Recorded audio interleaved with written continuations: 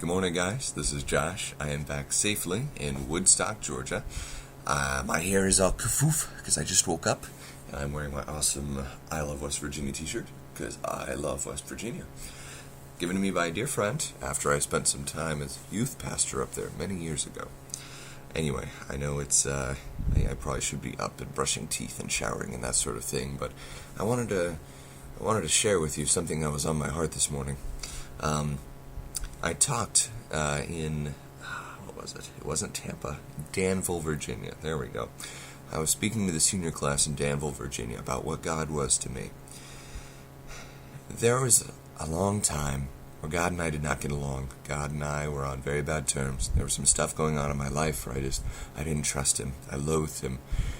Dr. Peter Kreeft says that there are around 24 good, solid explanations or proofs for the existence of God, and one very convincing one against the existence of God. And that one is, if there's so much evil in the world, if there's so much pain, how could a loving God actually exist? And I struggled with that. And I hated God. And then I came to find that it's not possible to hate God. It's not that he showed himself to be a wonderfully charismatic chap that I just had to fall in love with.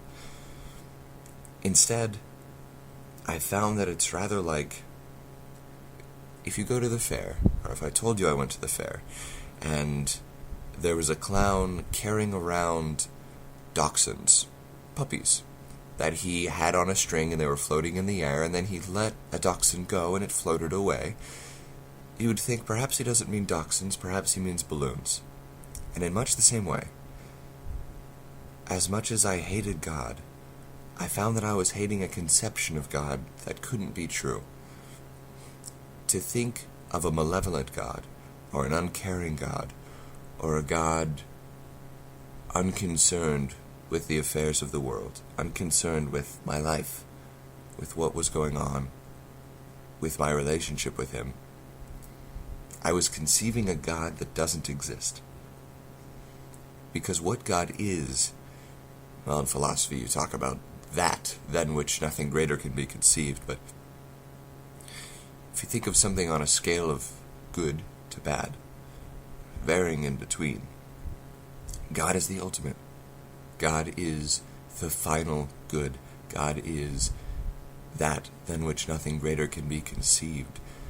As much moral and ethical value as we find in the world, God's is the highest. The prophet Isaiah found God saying to him, as the heavens are higher than the earth, so are my ways higher than yours.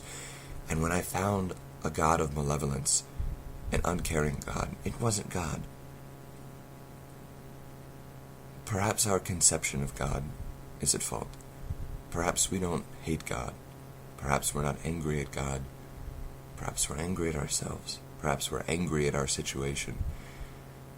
And perhaps who we consider God to be is just incorrect. Not a terribly deep rambling for this morning, but I encourage you to ponder on it just the same. I hope you have a lovely and awesome day, and I look forward to your feedback. I look forward to your conversation, and as always, I look forward to the wisdom and brilliance that I find each individual offering to me whenever I post one of these. So, thank you for your input. Make it a wickedly awesome Thursday. And I'll talk to you guys again soon. Groove on. And listen to some Miles Davis today. Totally changes the day. Take care.